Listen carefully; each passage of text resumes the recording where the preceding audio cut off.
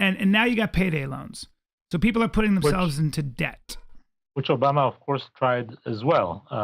The CFPB, the Consumer Financial Protection Bureau, was working very hard at everything from ranging from legal lawsuits to other methods to at least cap the interest rates that were imposed on loans. But those lawsuits have, in recent weeks, literally been dropped and just dismissed. Why is that? They're erasing the CFPB. They're going out of the way to cancel any power, any access that CFPB had before. They're just going to destroy it now. Is that because of the lobbying efforts of? I think Trump himself and all his buddies find consumer protection an unappealing prospect. Wow. Literally. I mean, I don't think there's even pretense there. I mean, I think other places they might say something else. Because it's regulatory, it's anti-business, all that shit. Yeah, totally. Well, then the onus lies on us as citizens to figure out a way to not get ourselves in debt. I don't know how you do that. Yeah, but the problem is that, like, again, like it's one thing for us with full belly thinking to talk about this. Yeah, thing, you're right. But like these, are so many of our citizens don't have the luxury of sort of evaluating financial options because they're in this scarcity mindset.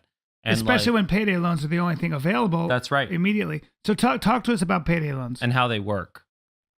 So payday loans basically are, you have to be working poor. You have to be working to be able to have a payday. So this is actually limited to the working poor. And you basically, you fail to smooth the month, or there is an emergency. You find yourself with some urgent need for money that you don't have. You need, $200. And where are you going to get it? You go to a payday loan provider. You take a $200 payday loan when you provide, a post-dated check that you paid back. Defaulting rates are very low. And you borrowed $200 now, and you owe me $240 in 2 weeks, and that's it. And of course, if you didn't have $200 now, how are you going to have $240 next time? So unless you won the lottery in the meantime, it's harder to have $240 next time than it was $200 this time. What do? You take a payday loan to pay it back. So the data is that people who take payday loans end up averaging 10 to 15 a year. Some statistics suggest that if you look at a random payday loan given in the U.S. today, sometimes up to 70% of it goes to pay the previous one. So we've just turned you into a money pup at high cost. And so this initial glitch where there was a genuine need, you're working, you have money, but there was a need that exceeded your ability at the moment. So what do we do about that? I mean, so payday loans are a marketplace way of providing. If not payday loans, it's going to be loan sharks. Well, those are the same thing. I mean, one thing is to cap it. So to say, what's the minimum I can charge? My dream one day is that the Gates Foundation open a payday loan provider next to every payday loan provider and just charges the least interest possible, which it won't be zero, but be much less. Great idea. And, if you look at, I have a lot of problems with Judaism, but one thing they do extremely well is this. You go to the rabbi anytime, and you explain to him why you need $150, and you get it interest-free.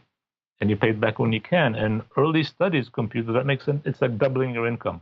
Wow. Because at the end of the day, you are able to jump those difficult moments at no cost, which leads you to lead a much simpler, happier, better life. So, yes, I mean, how to solve the problem is, by the way, another way to solve it is that a lot of people who take payday loans, they're not inherently poor. They just don't have money right now. So the question is, how do you smooth that? Right. Think about it. I'm working for you, and week 3, I'm out of money. In some funny way, you owe me 3 weeks of work already. When I don't have money, I stand to get 3 weeks of work I've already done for you. So I actually have the money. You just haven't given it to me yet. Yeah. And now I have to go borrow. You can imagine designing systems where I get paid weekly instead of monthly, giving me access at low interest. There are ways to design a way that those who are already working for money would encounter these needs less often, and when they do, they'll get hurt less when they have to get over it. Have you reached out to the Gates Foundation about that idea? Not directly, but indirectly. It's a pain. It's complicated. I don't even know how much it would cost. But you can see why it's tempting to think about it anyway.